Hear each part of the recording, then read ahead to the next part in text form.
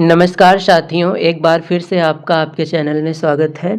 आज की क्लास में हम डीएलएड 4th सेमेस्टर के 6 पेपर हिंदी के इम्पॉर्टेंट क्वेश्चंस को सॉल्व करेंगे।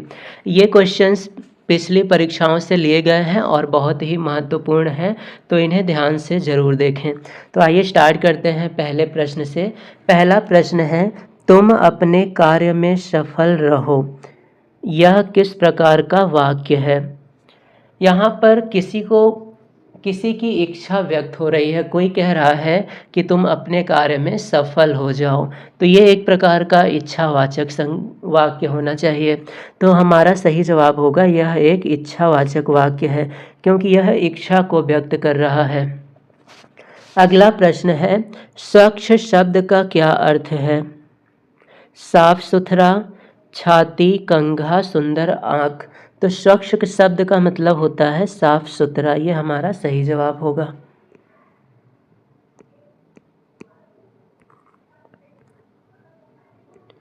सुंदरता शब्द है। सुंदरता किस प्रकार का शब्द है? क्वेश्चन होना चाहिए कि सुंदरता किस प्रकार का संज्ञा है। जातिवाचक, व्यक्तिवाचक, भाववाचक, समुदायवाचक।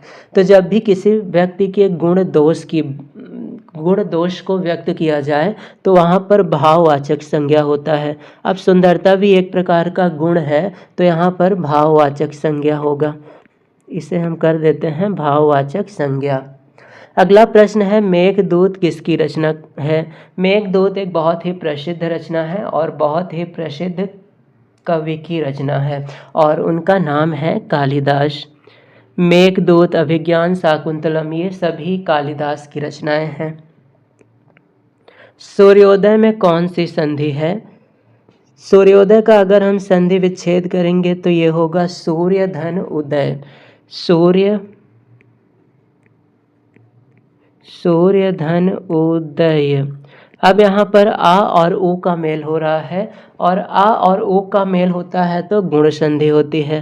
तो यहाँ पर ऑप्शन का सही है। निम्न में से अव्ययी भाव समास का उदाहरण। अव्ययी भाव समास किसमें है? सज्जन, तो इसमें अव्ययी भाव समास नहीं है।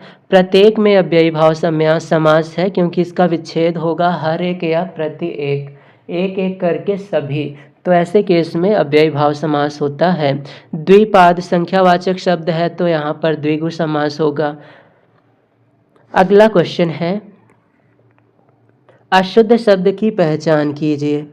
तो इनमें से अशुद्ध है प्रभु। प्रभु में छोटा ऊ की मात्रा होती है और यहाँ पर लगा है बड़ा ऊ।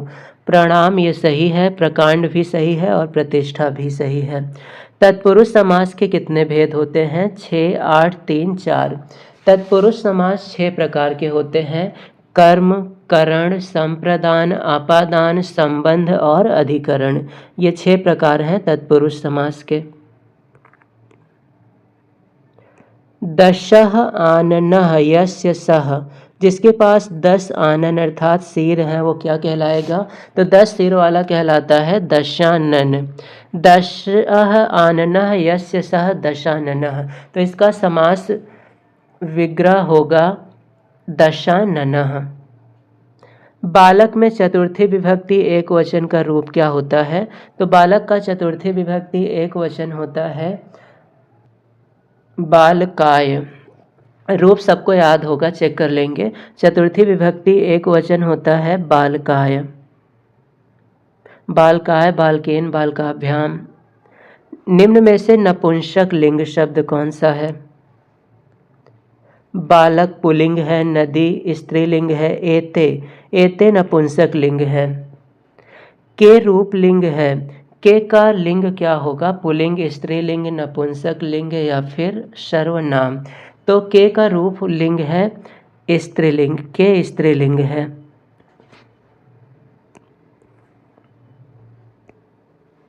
श्र धातु के लृट लकार मध्यम पुरुष एक वचन।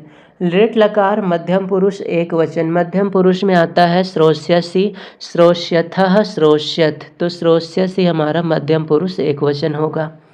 अस धातु लंग लकार का उत्तम पुरुष द्विवचन। अस धातु लंग लकार का उत्तम पुरुष द्विवचन होता है अस्तः। उच्चारण के समय ध्वनियों के उचित आरोह अवरोह को क्या कहते हैं? ध्वनियों के उचित आरोह अवरोह को हम लोग स्वराघात कहते हैं। अनुस्वार के बाद यदि पा वर्ग का व्यंजक आता है और अनुस्वार का उच्चारण क्या होगा? अगर अनुस्वार के बाद पा वर्ग का व्यंजक आ जाए तो अनुस्वार का उच्चारण हम माँ की तरह से करते हैं। अनुस्वार का उच्चारण माँ होगा। आवारा मसीहा के लेखक कौन हैं? यह भी एक प्रसिद्ध रचना है और इसके जो लेखक हैं वो हैं विष्णु प्रभाकर। काव्य की आत्मा किसे कहा जाता है? रस, छंद, अलंकार या फिर सभी? तो हम इन सभी को कहते हैं काव्य की आत्मा। अगला प्रश्न है जमीन पक गई है। जमीन पक गई है यह काव्य संग्रह किसका है? जयशंकर प्रसाद, सुभद्रा कुमारी चौहान, केदारनाथ सिंह अज्ञेय। जमीन पक गई है केदारनाथ सिंह की रचना है।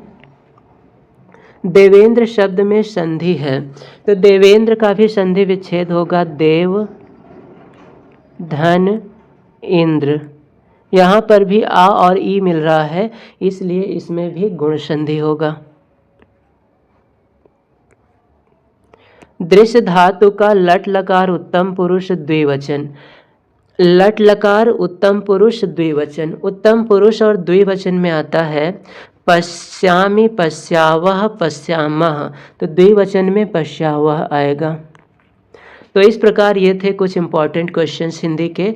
अगली क्लास में हम 7th पेपर्स के क्वेश्चंस को हल करेंगे और साथ ही साथ अब से हम अति लघुत्तरीय प्रश्नों को भी प्रारंभ करने जा रहे हैं।